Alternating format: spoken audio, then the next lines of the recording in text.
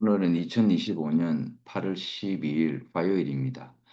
매주 화요일 오전 10시에는 에베소서 말씀으로 함께 은혜를 나누고 있습니다.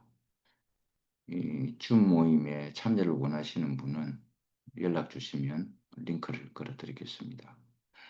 오늘 에베소서 말씀은 6장 1절에서 4절 말씀입니다. 자녀들아 주 안에서 너희 부모에게 순종하라. 이것이 옳으니라. 네 아버지와 어머니를 공경하라. 이것은 약속이 있는 첫 계명이니 이로써 네가 잘되고 땅에서 장수하리라. 또 아비들아 너희 자녀를 노엽게 하지 말고 오직 주의 교훈과 훈계로 양육하라. 지난 시간에는 이 사도 바울이 아내와 남편에 대해서 이야기를 했죠. 그리고는 하나님의 큰 비밀이다 하면서 아내와 남편을 이렇게 비유를 들어서 나는 그리스도와 교회에 대하여 말하노라 이렇게 했습니다. 연합의 비밀이죠. 하나님과 사람의 연합. 참 하나님의 큰 비밀입니다. 우리가 상상할 수 없는 비밀이죠. 이거는 많은 사람들이 아직도 그냥 하나님을 신의 존재로 그냥 그런 개념을 갖고 있습니다. 그러나 하나님은 더 이상 신의 개념의 존재가 아니고요. 우리와 함께 살기 위한 결국은 신랑으로 오시는 분입니다. 그 연합의 부분이죠. 그래서 사람들이 어떻게 하나님과 사람이 연합하느냐 하는 걸 모르는데 그 첫째로 보여준 본이 예수 그리스도입니다. 예수 그리스도는 하나님과 사람이 연합한 비밀의 사람입니다. 그래서 예수 그리스도의 육체 안에 하나님의 신성이 충만하다 그랬습니다. 이건 하나님의 큰 비밀이죠. 아내와 남편이 연합한다라는 거 참 쉬운 것 같지만은 하나님과 사람이 연합하는 거와 똑같이 이렇게 어렵습니다. 그런데 하나님이 그렇게 하지 않으면 자기 자신의 생명이 생산이 되지 못하기 때문에 하나님은 그렇게 하셨다 이 말입니다. 선악과를 먹은 사람하고는 연합을 할 수가 없잖아요. 하나님과 선악과를 먹은 사람하고는 연합이 안 되는 이유가 있습니다. 하나님은 본질이 생명이시고 선악과를 먹은 사람은 지식이기 때문에 연합이 안 됩니다. 그래서 하나님이 연합할 수 있는 길을 터놓은 것인데 연합이 안 되니까 하나님이 할 수 없이 율법을 줬습니다. 율법으로도 한번 연합하고 싶었어요. 그러나 성질이 다르기 때문에 연합이 안 되는 거예요. 여러분이 율법을 아무리 잘 지켜도 100가지 중에 99개를 잘 지켜도 한 가지만 잘못 지키면 그건 지키지 않는 것으로 되어버립니다. 이래 가지고는 안 되잖아요. 그래서 하나님이 우리의 성질을 바꾸려고 했다 이 말입니다. 선악의 지식의 성질을 하나님의 영원한 생명의 성질로 이렇게 해야만이 하나님과 사람이 연합이 될 거 아니겠습니까? 아무리 반려견이 좋고 뭐 반려묘가 좋고 해도 그리고 반려돈이 좋아해도요. 그돈 요즘 반려돈도 있잖아요. 돼지요. 각종 동물들을 반려라는 단어를 붙입니다. 이거는 같은 생명으로 한 개념으로 본다 이 말인 것입니다. 그러나 사람하고 동물하고는 결혼을 할 수가 없습니다. 좋아도요. 내가 아끼고 사랑은 할 수 있어도 결혼은 못 합니다. 사람이 사람하고 결혼을 해야지 사람이 뭐 액자하고 결혼하면 되겠습니까? 사람이 동물하고 결혼할 수는 없습니다. 하나님과 사람의 관계가 이렇게 됐다 이 말입니다. 선악과를 먹고 난 다음부터요. 그러나 선악과를 먹기 전에는 얼마든지 하나님과 사람이 연합될 수 있었던 것이에요. 근데 이걸 빨리 성질을 바꿔야 됩니다. 하나님이 우리 사람의 성질을 바꾸지 않으면 안 되는 거예요. 그래서 성질을 바꾸기 위해서 하나님은 아들을 이 땅에 보낸 겁니다. 하나님의 영원한 생명이 육신이 되어 이 땅에 보낸 것입니다. 그래서 주님은 우리를 다 포함시켜 가지고 십자가에서 선악의 지식을 완전히 소멸시켜 버렸습니다. 그리고 예수님께서 부활하실 때 우리를 같이 부활시켰습니다. 하나님과 연합할 수 있는 성질로 그걸 부활 생명이라 그러는 것입니다. 그래서 이제는 하나님과 사람이 연합할 수 있고 신랑과 신부를 연합할 수 있게 됐다 이 말입니다. 이것을 예수는 다 이루신 것입니다. 하나님의 목적이 바로 여기에 있었기 때문에 하나님의 목적이 아들 예수를 통해서 다 이루어졌습니다. 이제는 우리가 하나님의 주님의 당당한 신부가 되는 길이 열어졌던 것입니다. 왜? 성질이 이제 같으니까. 하나님의 성질도 영원한 생명이고 이제 예수 그리스도를 통해서 우리에게 온 이 생명도 영원한 생명이기 때문에 이제 하나님과 사람은 연합할 수 있고 그리고 하나님의 생명이 생육하여 번성하여 땅에 충만케 할 수 있게 됐다. 이 말인 것입니다. 축복이죠. 우리가 율법만이었다면 우리는 절대 그렇게 될 수가 없거든요. 근데 오늘부터는 에베소서 6장 1절에서 4절에 나와 있는 것처럼 자녀와 이제 부모에 대한 관계입니다. 이제 자녀와 부모에 대한 관계. 우리가 교회 생활을 이렇게 하다 보면 어, 이 교회 안에서 부모와 자녀의 관계는요, 이 자녀에게는 순종이 필요하고, 자녀가 부모에게는 공경이 필요합니다. 이건 절대적이죠. 저는 우리 며느리를 참 아끼고 사랑해요. 여러분에게 좀 죄송한 이야기지만은 우리 현주 자매이고 저는 우리 며느리를 막내라 부르거든요. 며느리라는 것은 이 법적인 딸입니다. 도더 인 로우 해가지고 법적인 딸이에요. 이거는 우리가 기존의 딸하고는 좀 다릅니다. 법으로 딸이 됐다 이 말입니다. 그 며느리라 그러죠. 근데 우리는 며느리를 안 하고 막내라 합니다. 이 막내는 생명의 관계잖아요. 그건 내 본딸이다 이 말입니다. 그래서 막내야 하고 부릅니다. 그러니까 저하고 우리 막내하고 관계는요. 진짜 아버지와 딸의 관계로 지냅니다. 그리고 현주 자매하고도 완전한 딸의 관계를 지내기 때문에 우리는 절대적으로요. 0.1%도 우리는 아들 편 안 듭니다. 100% 우리 며느리 편을 듭니다. 그러니까 가끔 우리 막내가 이제 우리 집에 와가지고 아들에 대한 불평을 늘어놓거든요. 불평 늘어놓으면 그래요. 그렇지. 야, 미안하다. 우리가 그런 아들을 낳아가지고 미안하대. 그럼에도 불구하고 네가 우리 아들하고 살아주는 게 너무 고맙고 감사하다. 이래 어머니와 아버지가 지금까지 살아있는 유일한 이유가 있다면 너를 만나게 했어. 너와 함께 살라고 이렇게 우리가 지금까지 생존케 했다라는 걸 알 수 있다. 우리의 존재의 이유는 오직 너를 만나게 하려고 그런 거다 하고 무조건 우리는 이 며느리 편을 듭니다. 그래서 가끔 아들에 대한 불평, 불만을 이야기해도 그렇게 미흡다면은 잠잘 때에 속된 말로 이랍니다. 좀 힘들지 마세요. 속된 말로 잠잘 때에 네가 이제 우리 아들 아우통을 돌려버리라. 그 이후에 생기는 모든 불상산 이 아버지가 책임질게. 그러니까 우리 저 며느리는 자신이 있는 거예요. 전적으로 자기를 아끼고 사랑해 주니까. 그런데 그 이후로는 우리 며느리가 아들에 대한 불평을 안 합니다. 얼마나 둘이서 서로 아끼고 사랑하는지 정말 감사한 일이죠. 우리 며느리 지혜는요 어마무시하더라고요. 너무너무 지혜로워요. 어디서 이렇게 복덩이가 굴러왔는지 모르겠어요.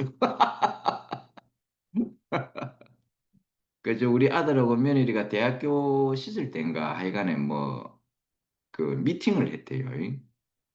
근데 갑자기 우리 아들 눈에 며느리를 딱 보는 순간에 후광이 보이더랍니다. 근데 우리 며느리는 그 당시 때 남자친구가 있었대요. 근데 그걸 다 물리치고 우리 아들이 우리 며느리를 획득한 거예요. 그래가 지금은 너무너무 이렇게 낳지도 않겠다고 애를 안 낳는 조건으로 결혼했지만 애도 생겼고요. 너무너무 어, 지금 둘이서 손자와 함께 이렇게 잘 살고 있습니다. 그래서 우리 며느리의 특징은 뭐냐면 무조건 시아버지, 시어머니 집에 놀러 와서 개기는 겁니다. 안 갈라 그래요.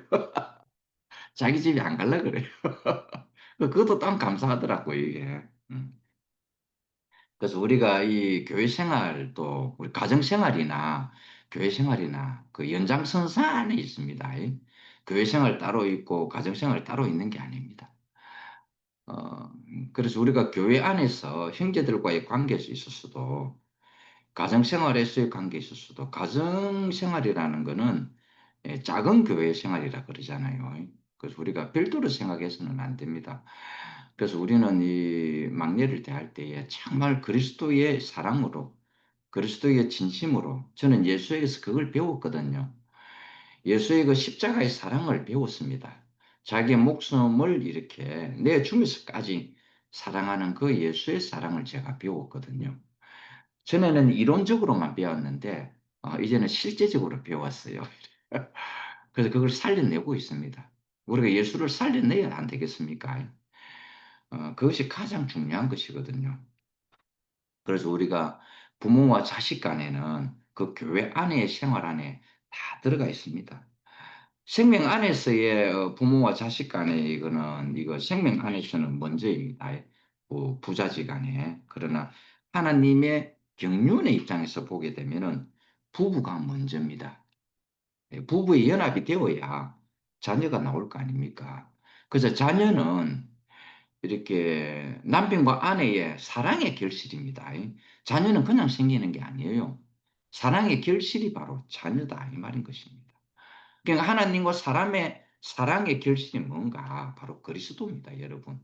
그리스도는 하나님과 사람이 연합했을 때에 합체가 되어졌을 때 나오는 사랑의 결실이 바로 그리스도다 이 말인 것입니다. 그래서 우리가 예수 그리스도를 보면 사랑의 결집체입니다. 하나님의 사랑의 결집체가 결정체가 바로 예수 그리스도다 이 말입니다. 그래서 예수님은 자신 있게 이야기하죠. 나에게 와서 배우라.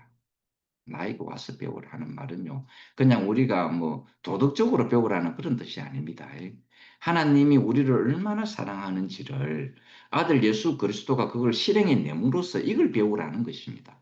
그래서 우리가 교회 생활을 할 때에 이 예수의 이 삶을 그 십자가의 삶을 우리가 배운다 이 말인 것입니다. 그래서 하나님의 경륜 안에서는 부부가 먼저입니다. 그리고 이 부자간은 부모와 자식 간은 교회 안에, 그 부부 안에 다 있습니다.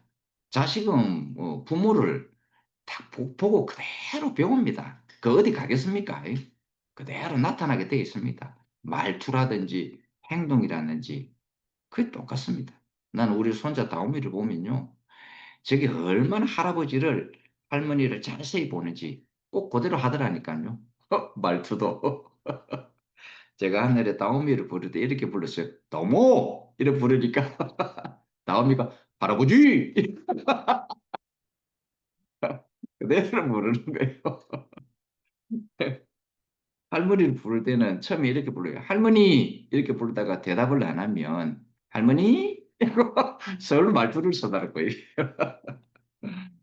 그래서 부부가 있어야 자녀가 나올 거 아닙니까? 그렇죠. 그래서 부부 사이에서 생긴 이 아기는 사랑 덩어리입니다.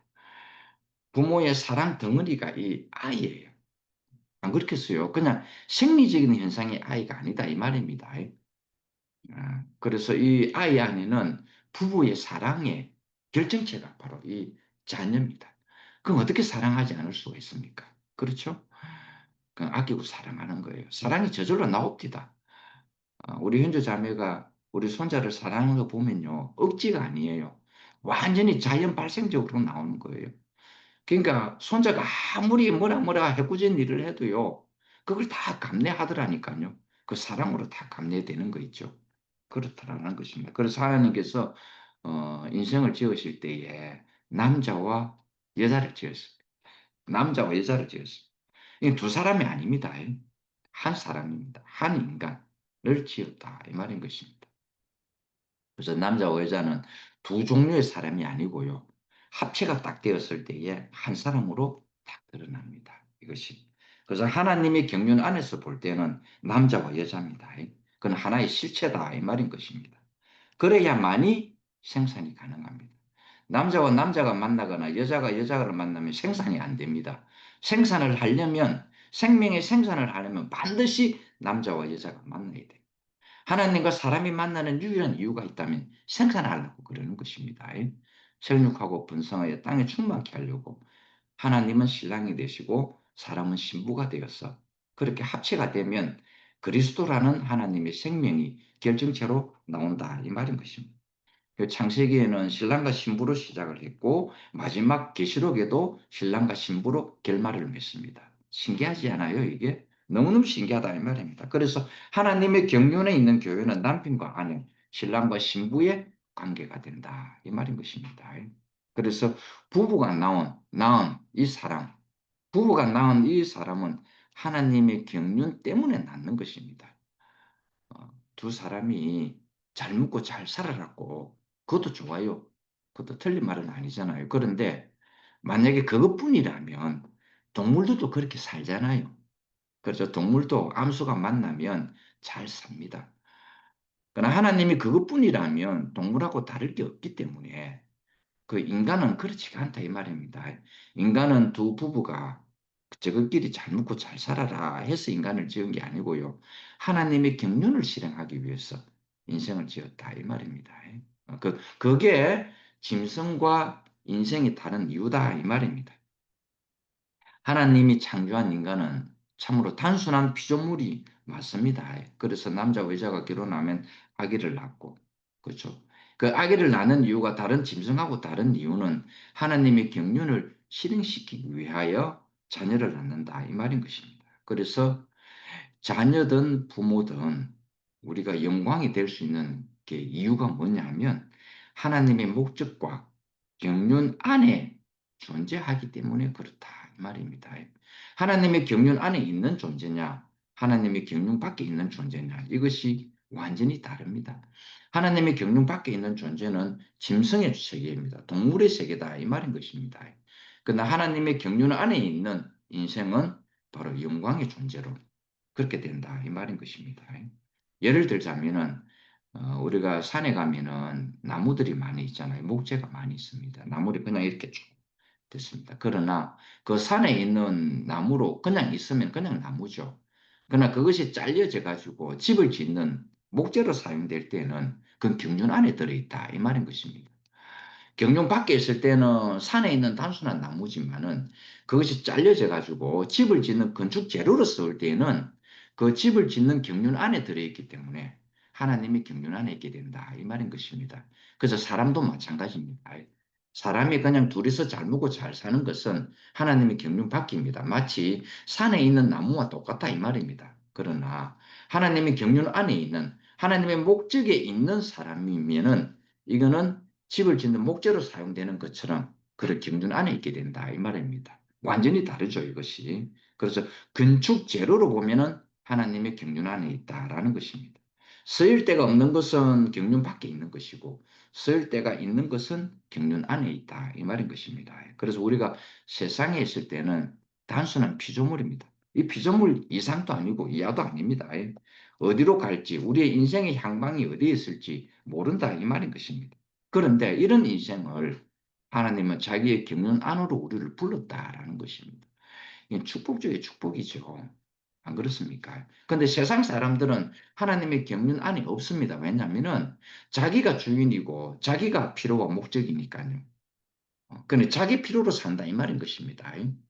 그런데 부름을 받은 우리, 하나님의 백성으로 부름을 받은 이유는 우리 이유로 사는 것이 아니라 하나님의 이유로 산다 이 말인 것입니다. 이거 엄청난 축복이죠. 결과가 완전히 다르다 이 말인 것입니다. 그래서 하나님의 언약 밖에 있는 하나님의 경륜 밖에 있는 사람을 이스라엘 민족은 뭐라고 불렀느냐 하면 이방인이다 이렇게 불렀습니다. 그거는 경륜 밖에 있다 이 말입니다. 그래서 이스라엘 백성들은 이방인들은요 계치국을 합니다. 인식 속에. 그래서 이스라엘 민족은 선민 사상이 있습니다. 선민 사상이라는 건 뭐냐면 우리는 택함을 받았다 이 말입니다. 먼저 택함을 받은 인생이다. 그래서 자부심이 대단합니다. 이스라엘 백성은요. 굉장한 자부심이 있습니다. 그래서 이방인에게도 피조물로 가는 길이 있습니다. 그거는 뭐냐 하면 자기가 자기 인생을 개척해서 간다 이 말입니다. 그러나 하나님의 부름을 받은 우리들은 우리 스스로 인생을 개척해 가는 것이 아니라 주께서 이끌어가는 길로 간다. 주님께서 정해놓은 길이 있습니다. 세상 사람은 자기 인생의 길을 자기가 만들어 갑니다. 선악의 지식으로요. 선악의 지식으로 자기 길을 개척해서 가는 사람이죠. 그래 자기가 성공을 하면 뿌듯해야 합니다. 그러나 하나님의 부름을 받은 이 인생은요. 하나님이 정해놓은 길이 있습니다. 우리는 그렇게 이끌림을 간다. 그 길이 어떤 길인가? 십자가의 길입니다. 여러분 십자가의 길은 고난의 길을 갖고 험난한 길을 갖고 죽음의 길을 갖죠. 그렇지 않습니다. 십자가의 길은 하나님의 온전한 사랑의 길입니다. 그래서 여러분이 앞으로 십자가를 딱 생각할 때에 전에도 제가 이야기했잖아요. 십자가를 생각할 때 고난을 생각하지 마세요. 죽음을 생각하지 마시고 하나님의 온전한 사랑의 길이구나 하는 걸 이렇게 아시면 됩니다. 하나님의 온전한 은혜와 사랑의 길이 바로 십자가의 길이구나.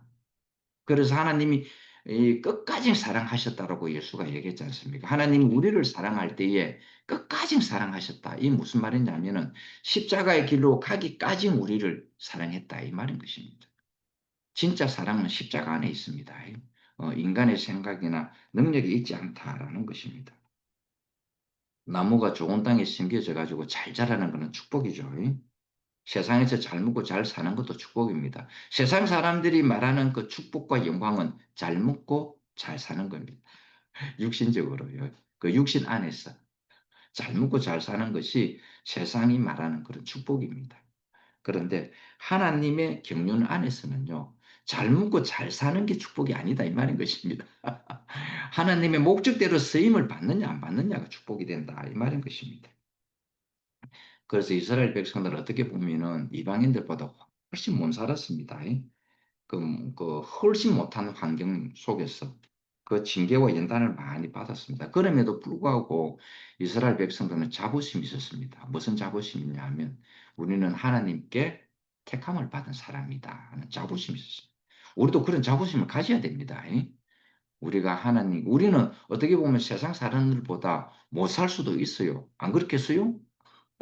세상 사람보다 환경이 안 좋을 수도 있다 이 말입니다. 그러나 우리가 하나님께 택함을 받은 사람이다. 우리는 하나님께 지명을 받은 사람이기 때문에 이런 자부심을 가져야 합니다. 그것이 축복입니다. 하나님께 지명을 받은 이것 자체가 우리는 축복이다 이 말입니다. 이것이. 그래 이걸 모르면은 왜 내가 하나님을 이렇게 잘 믿는데 왜 이런 고통을 줍니까? 왜 이런 어려운 환경을 줍니까? 라고 이야기를 많이 합니다. 그는 축복이 뭔지 몰라서 그렇습니다. 그래서 우리가 통상적으로 보면은 그 부모가 자녀가 어떤 잘못된 길을 갈 때에 좀 훈계를 하기도 하고 훈계를 안 될 때는 매를 좀 들기도 하잖아요. 그래서 우리가 시편에도 보면 이런 말이 있죠. 주께서 나를 인도를 하시는데 어떻게 인도를 하느냐 하니까 때로는 막대기로 때로는 지팡이로 인도한다 그랬습니다. 저는 우리 딸한테 딱 한번 손찌검을 딱 한번 했습니다. 제 평생에 우리 딸이 고등학교 때인데 제가 우리 딸 고등학교 3년 동안 제가 아침에 일찍 일어나고 우리 딸 밥 해준 사람이거든요. 3년 동안 우리 딸 밥을 차려준 사람입니다. 그런데도 불구하고 딸이 아버지를 쳐다보기를 투명 인간으로 쳐다보는 거예요. 우리 딸 눈에는 아버지가 없어요.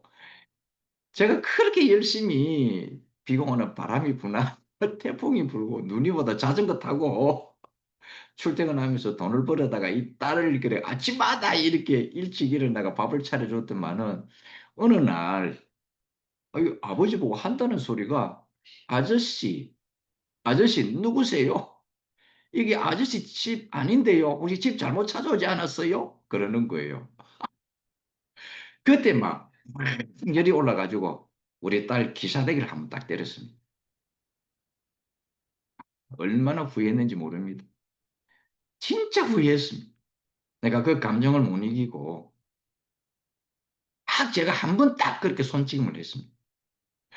그 다음에 두 번째로 가장 크게 제가 화를 낸 건 뭐냐면 우리 집사람하고 막 다투었다가 문을, 문을 한번 박차고 나간 적이 있습니다.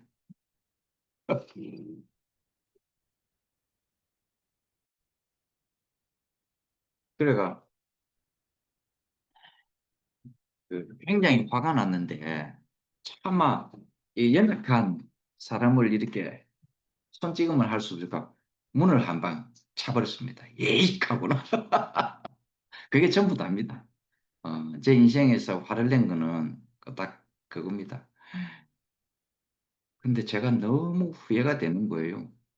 감정에 휘말리지 않아야 되는데 그때도 저는 예수를 잘 믿는다고 자부했던 사람이거든요. 뭔 이야기 하다가 이 이야기 나오지 마. 매들다가. 그러니까 사랑의 표현으로 이렇게 자칫 잘못하면 감정에 휘말려 버립니다. 그래서 될 수 있으면 감정에 휘말리지 않는 게 좋습니다. 매를 안 드는 게 좋습니다. 가급적이면요.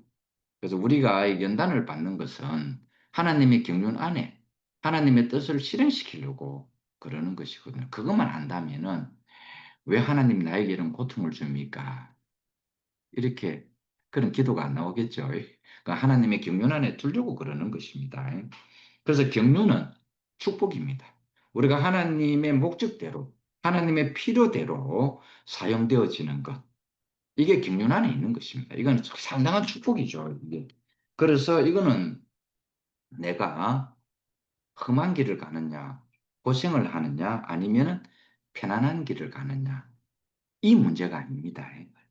절대 우리가 인생을 살다 보면 여러분도 산전수전, 공중전, 과학전, 테러전까지 다 경험한 분들 아닙니까? 지금까지 살아보면서 편하게 사느냐 고생을 하면서 사는 이 문제가 아닙니다.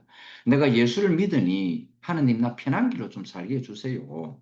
고생하지 않게 해주세요. 이런 길이 아니다 이 말입니다. 그런 조건으로 예수를 믿는다면 차라리요 저 대구 팔공산에 갑바에 가서 기도하는 게 훨씬 좋습니다. 거기는 뭐 한 번은 평생에 한 번은 소원을 들어준대요. 근데 예수님을 그런 식으로 생각하면 안 된다 이 말입니다. 그래서 여기서 내가 고생을 하느냐 아니면 편하게 하느냐 이 문제가 아닙니다. 이거는 내가 누구의 경륜 안에 들어가 있느냐 이 문제입니다. 내가 하나님의 경륜 속에 포함된 사람이냐 아니냐 이 문제지 고생하느냐 편하냐 아니냐 이 문제가 절대 아니다 이 말인 것입니다. 그래서 어떤 노선이냐 내가 하나님의 노선에 있느냐 아니면 세상의 노선 곧 선악의 지식의 노선에 있느냐 바로 이 문제다 이 말인 것입니다. 그래서 이것이 인생에서는 더 중요한 문제입니다. 우리가 살다 보면 고생할 수도 있잖아요. 지금까지 살면서 고생 안 한 사람 있습니까? 아무도 없습니다. 그런 거는 다 인생의 경험에서 나오는 겁니다. 그런데 그것이 하나님 앞에서 하나도 버릴 것이 없는 하나님의 경륜 안에 딱 들어가면 그런 것이 하나도 버릴 것이 없는 가장 소중한 경험이 된다. 이 말인 것입니다. 우리 인생을 살면서 인생은 참 허무하구나 하는 생각도 많이 가지지 않습니까? 그런데 하나님의 경륜 안에 들어가면 그렇게 허무했다고 생각하는 인생조차도 얼마나 축복이 되고 얼마나 다 필요한 과정인지는 모릅니다. 그래서 하나님이 번제단에 제물을 딱 태우고 난 다음에 그 죄 있지 않습니까? 이 죄를 아무데나 안 버립니다. 이 죄는 이제 다 태워지고 정말 쓸모없는 거잖아요.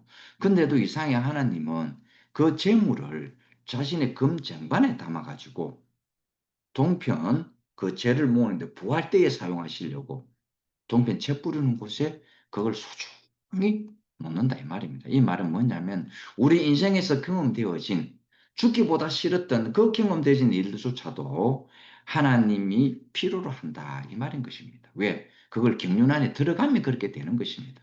그래서 우리가 하나님의 경륜 속에 딱 들어가면은 한다는 고백이 여러분 있죠. 이제는 죽어도 예한이 없구나. 여러분 그런 고백 주님을 만나고 그런 고백 안 하신 분 없죠? 이제는 내가 주님을 만났으니 이제는 내가 죽어도 예한이 없다. 이제 내가 더 이상 인생을 안 살아도 된다 이 말입니다. 왜? 주님께서 말씀하신 다 이루었습니다. 하는 그 고백하고 똑같습니다. 그래서 저도 만약에 이제 호흡이 끝날 때 되면은 만약에 비석이 세워진다면 나도 이렇게 기록을 하고 싶어요. 주의 뜻대로 인생을 살게 해주셔서 다 이루게 하심을 감사합니다. 나는 이렇게 딱 빗속에다 새겨지고 싶고요. 좀 더 살았으면 내가 하나님 일을 더 했을 것인데 이런 미련이 없게 저는 지금도 미련이 없다 이 말입니다. 주님을 만난 것이 내 인생의 최고의 축복입니다. 주님 자체가 나에게 축복이 되었기 때문에 내가 주님을 믿기 때문에 이런 복이 내게 있어야 됩니다라는 조건이 다 사라졌다 이 말인 것입니다. 주님 자체가 나는 내게 축복이고 영광이다 이 말입니다. 우리 야곱을 한번 보세요.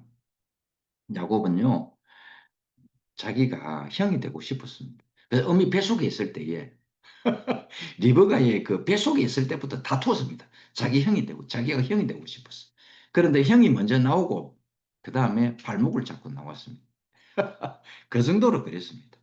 그리고 야곱은 굉장히 깨가 많습니다. 좋은 말로는 지혜고요. 좀 안 좋은 말로는 꾀입니다. 꾀. 이런 꾀가 욕심이 있어가지고 자기 외삼촌 라반 집에 갔었어도요. 이렇게 자기가 싹 다 취하려고 하다가 번번이 라반의 꾀에 또 이용을 당했습니다. 그리고는 또 탈출을 하고 난 다음에 이 야곱의 아들 장자 르우벤이 이 야곱의 철을 또 범하는 장면이 또 나옵니다. 야, 그리고 또 그 사랑하는 딸이 또 강간한 사건이 나오게 되고 같이 자기가 가장 아꼈던 요셉이 죽었다는 소식을 듣게 되고요. 마지막에는 르우벤까지 라헬의 몸에서 나온 두 아들 요셉과 르우벤을 야곱은 가장 사랑했습니다. 다른 자식들은 눈에 보이지도 않았어요. 근데 요셉이 죽었다는 소식을 들었죠. 마지막에는 르우벤까지 그렇게 조조해했던 그 소식을 들었을 때에 베냐민이죠. 르우벤하고 베냐민을 이렇게 주지 않으면 양식을 못 주겠다는 그 소식을 들었을 때에 야곱은 진짜 인생에서 억장 무너지는 일이 있어요. 내가 인생 살아서 뭐 하겠느냐는 고백까지 나왔습니다. 나는 살 소망이 없다 이렇게 좀 고백했습니다. 베냐민을 딱 내놔라 할 때는요. 야곱에게 마지막 소망이 베냐민이었습니다. 근데 베냐민을 데려오지 않으면 양식을 못 주겠다는 이 소리를 듣고 야곱은 이제 내가 살아서 뭐 하겠느냐 이렇게까지 했습니다. 그런데 그 야곱의 일생이 완전히 다 허물어졌습니다. 그리고 자기 형 에서를 만나러 갈 때는 모든 재산을 다 뺏겼지 않습니까? 빈털터리가 됐다 이 말인 것입니다. 남아있는 것이 하나도 없었습니다.